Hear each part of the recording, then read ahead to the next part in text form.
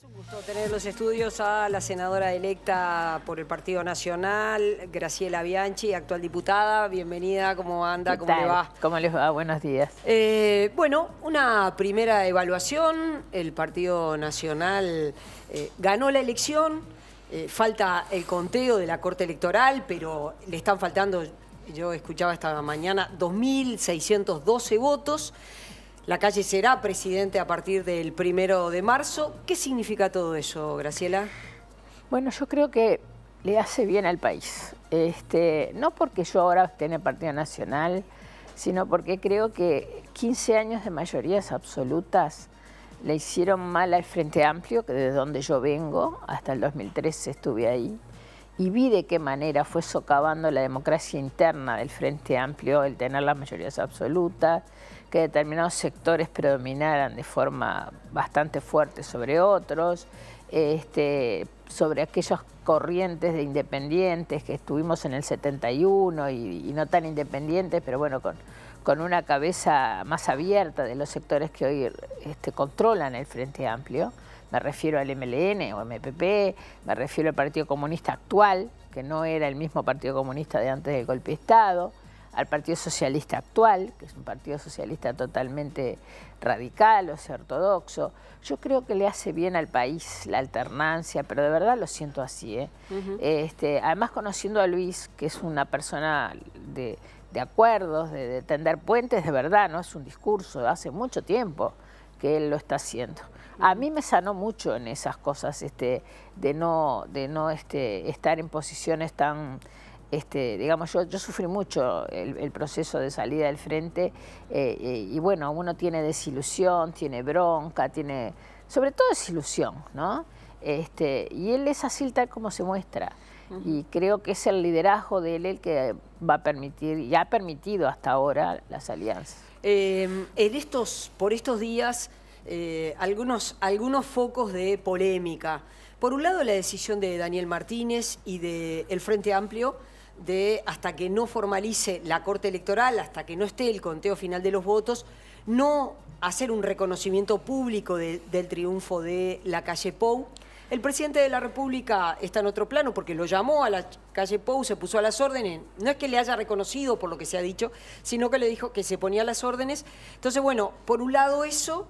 y por otro lado, bueno, pero empecemos por ahí. Bueno, yo creo que no, implícitamente el presidente Vázquez le reconoció, porque lo que dijo fue claramente que no dependía de él, que la medida en que Martínez no reconociera la derrota, él no podía empezar la transición. Cosa que le reconozco a Vázquez, con el cual yo nunca tuve muy buen vínculo, ni de dentro ni de fuera del frente, un espíritu republicano que al final de su carrera política y una situación de vida bastante compleja, la pérdida de su compañera, su enfermedad, la verdad que le reconozco su reacción. Y en definitiva yo creo que fue una reacción de Martínez, digamos, no correcta, no recomendable. Yo estoy escuchando a todos los politólogos, a todos los que están opinando en este momento sobre esa situación. Va en contra de la tradición del Uruguay, de que ha habido casos en que la diferencia incluso era mayor y hay un reconocimiento para evitar estos días de angustia, no de angustia porque tenemos la certeza, pero de manoseo, entre comillas, de la situación. Yo creo que ahí Martínez lo que hizo fundamentalmente, si conozco la interna y algo la conozco, y a Martínez lo conozco también, es un ajuste interno. Ahí está dando mensajes internos. Como se le iba a considerar el padre de la derrota por varios puntos, él entiende que esos 158.000, creo, votos que recuperó el frente, entre comillas, ¿no?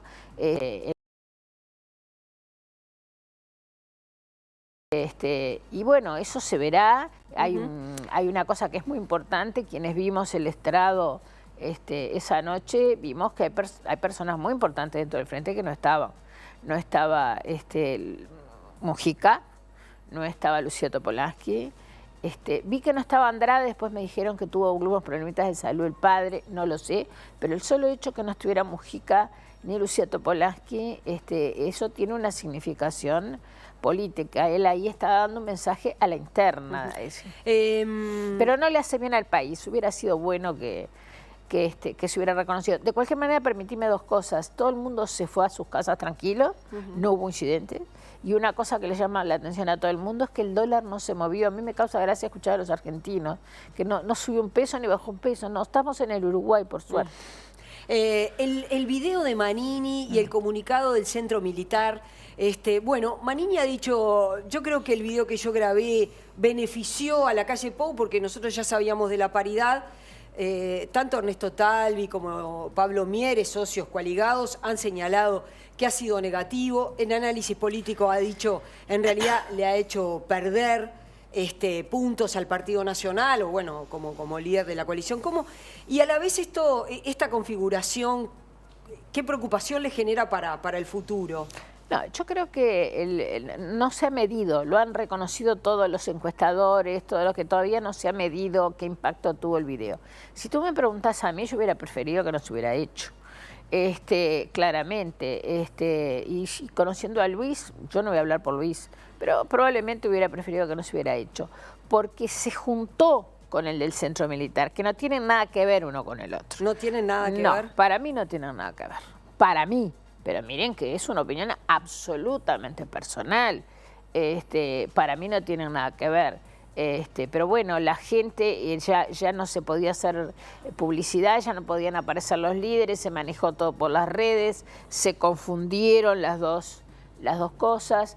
De cualquier manera se incidió, por lo que estoy escuchando de los expertos, pues yo soy una militante política, no soy politóloga, pero no habría incidido en un número demasiado importante.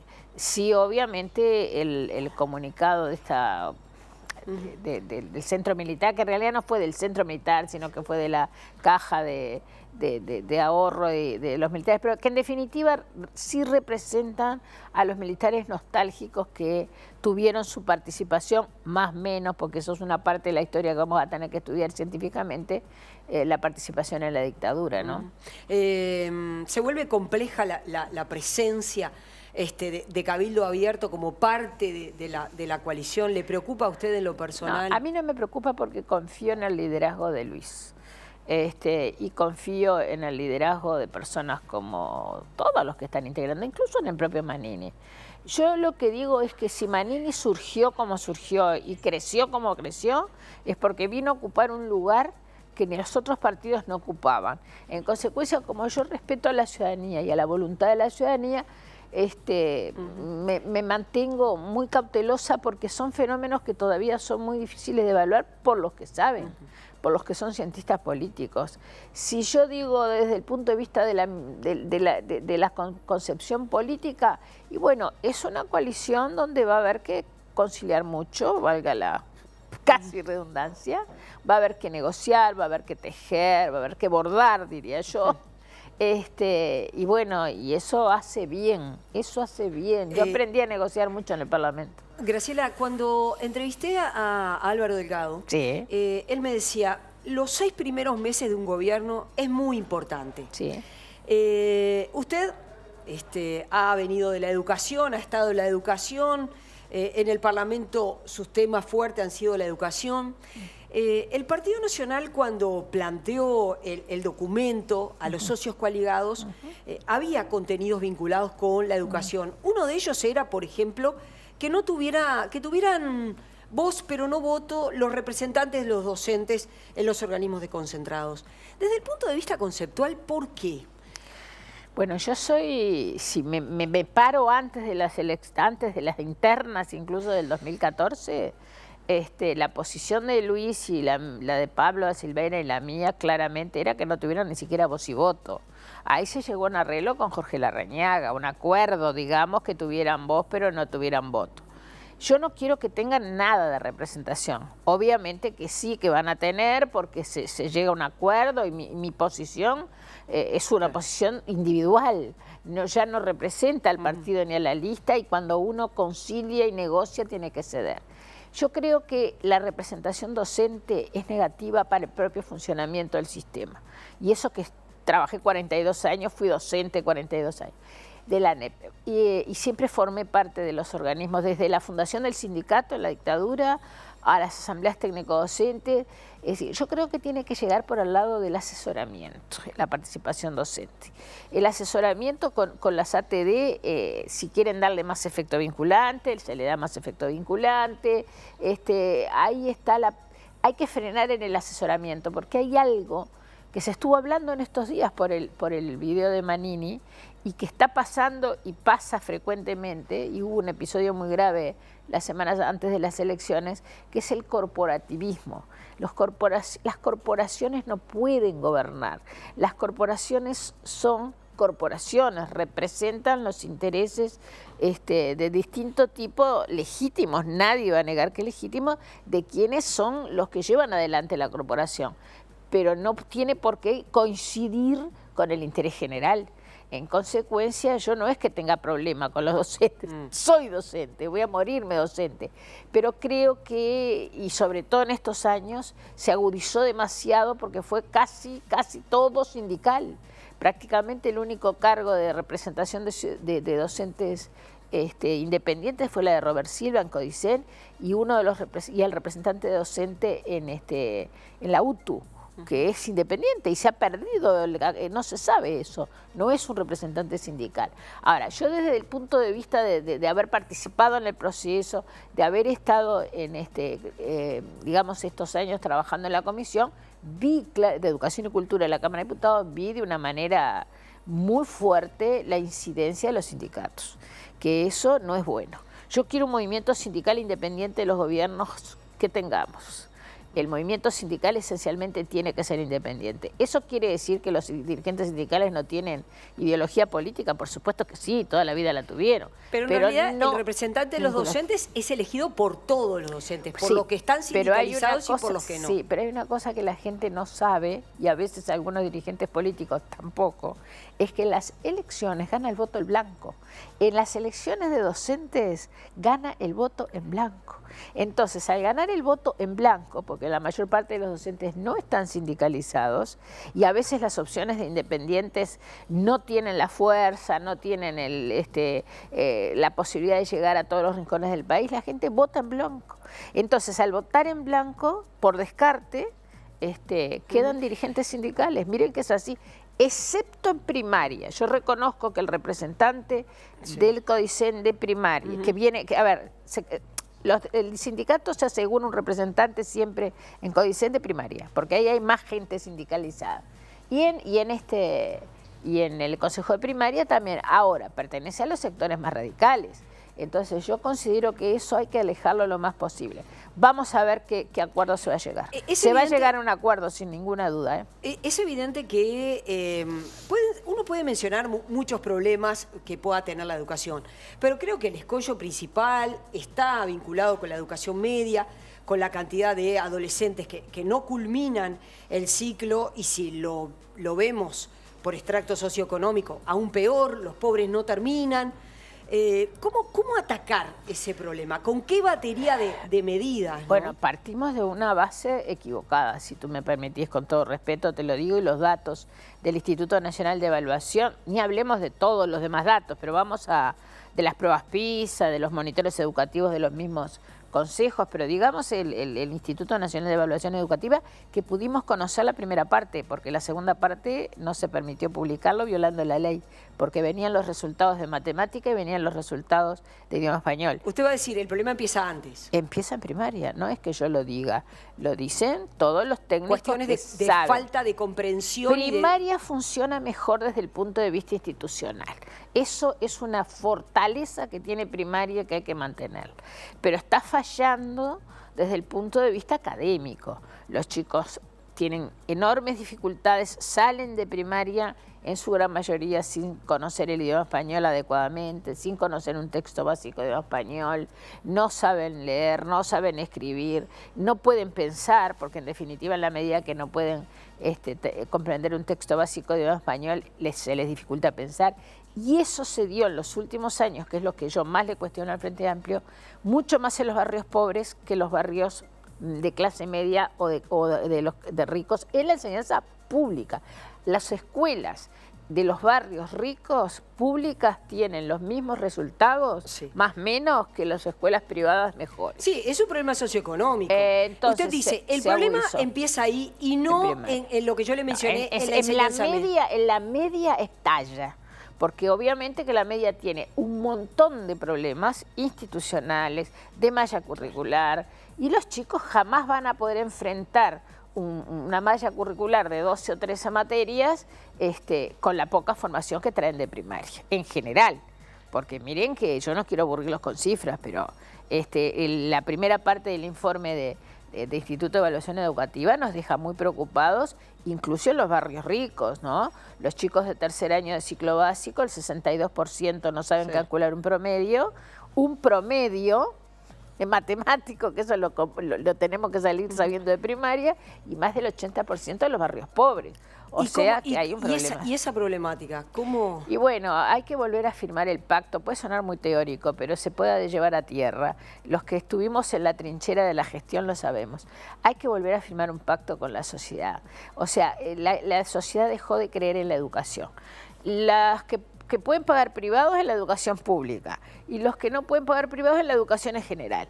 No es un valor fundamental en este momento y creo que atraviesa más de una clase social. Entonces, el tema de la educación, el que los hijos se formen, el que los hijos vayan a la escuela, el que los hijos se les pierden los alumnos en las escuelas. El año pasado faltaban 10.000, no sabían dónde estaban. Entonces, los padres faltan 60 días, 70 días.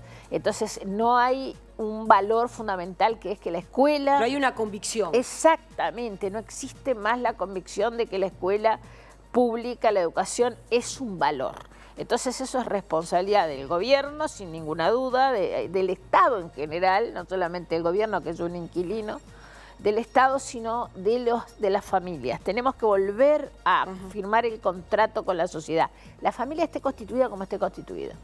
Graciela, mucho se ha discutido sobre el tema de la elección de las horas docentes.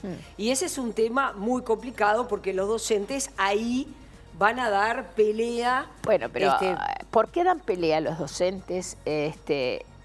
No digo los sindicatos, digo los docentes. Los docentes. En la media, más del 80% de los docentes no están sindicalizados. En la media, más del 80% no están sindicalizados. Ahora, ¿qué les pasa a los docentes en general en la media? Lo que hay que darles es estabilidad laboral.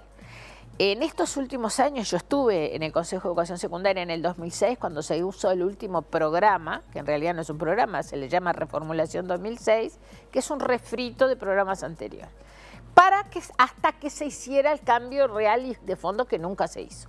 Entonces, ¿qué empezaron a aplicarse? Experiencias, 2011, experiencia 2012, experiencia 2013, toqueteos, en distintas instituciones, pero no en todas. Entonces, el docente, cuando elige las horas, no sabe si al año siguiente va a tener la misma carga horaria o no, va a tener la misma experiencia, bueno, no la podemos llamar ni siquiera reformulación. Entonces, en la medida en que uno al docente le dé la certeza de que tiene posibilidades de pensar y organizar su vida, que le incide en el salario, que le incide en la organización. Y usted dice, eso es un tema de voluntad política. Por supuesto, claro que sí. Lo que pasa es que la voluntad política que se impuso, y se impuso a partir del gobierno de Mujica, fue no tocar nada en educación.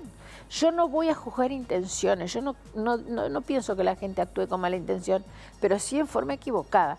El cargo de Neto al frente del Consejo Directivo Central obedece a esas razones, no se cambia nada, porque todo va bien.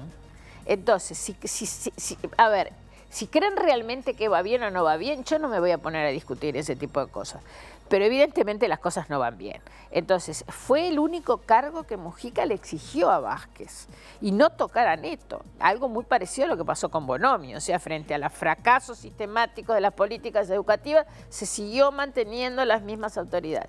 En consecuencia, eso trajo aparejado las consecuencias que tenemos hoy, que el propio gobierno, violando la ley, no dejó conocer en las elecciones o previo a las elecciones los resultados de nada menos que de matemática y de idioma español del Instituto Nacional de Evaluación.